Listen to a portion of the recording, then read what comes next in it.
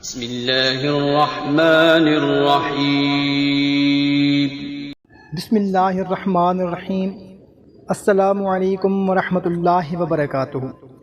محترم سامعین، محرم الحرام کی 6 تاریخ کا خاص وظیفہ جو آپ کو پیش کرنا ہے قرآنی وظیفہ ہے، اور یاد رکھیں جن کی اولاد نہیں ہے، جن کو ڈاکٹرز نے یہ کہہ دیا کہ آپ کی اولاد نہیں ہو سکتی، جو نا امید ہو چکے ہیں، جن کی اولاد فوت ہو جاتی ہے، اور اس کے علاوہ وہ لوگ جن کے کام نہیں بن پا رہے، ایسے لوگ جن کے رشتے ہو کر ٹوٹ جاتے ہیں، جو لوگ رزق کی پریشانی میں مبتلا ہیں، جو قرض کی وجہ سے نا امید ہو چکے ہیں، جو لوگ کسی بھی وجہ سے اور خاص طور پر اولاد کے لیے پریشان ہیں، نا امید ہیں، لیکن کوئی اگر رشتے، کاروبار، نوکری سے نا امید ہے، گھر کے لڑائی جھگڑوں کی وجہ سے نا امید ہے، یا بیماری کی وجہ سے، اور اس کے علاوہ کسی بھی وجہ سے نا امید ہو چکا ہے، تو وہ یہ عمل صرف ایک بار کرے، انشاءاللہ تعالی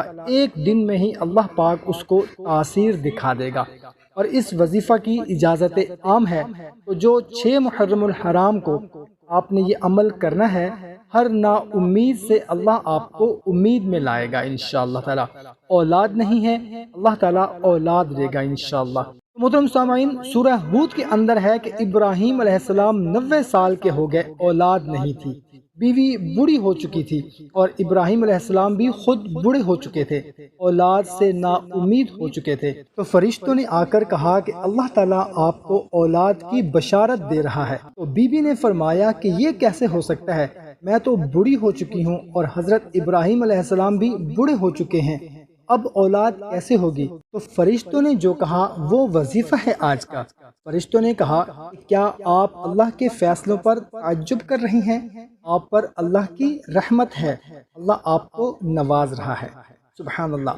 تو جو آدمی 6 محرم الحرام کو صرف 70 مرتبہ سورہ ہود کی آیت نمبر 73 میں آپ کو سکرین پر بھی دکھا دیتا ہوں اور سنا بھی دیتا ہوں۔ قالوا اتعجبین من امر اللہ رحمت اللہ وبرکاتہ علیکم اہل البیت انہ حمید مجید۔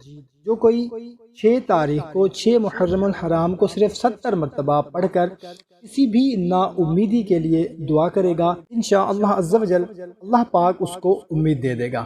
ویڈیو اچھی لگی ہو تو ہماری حوصلہ افزائی کے لیے ویڈیو کو لائک اور شیئر ضرور کریں۔ جزاک اللہ۔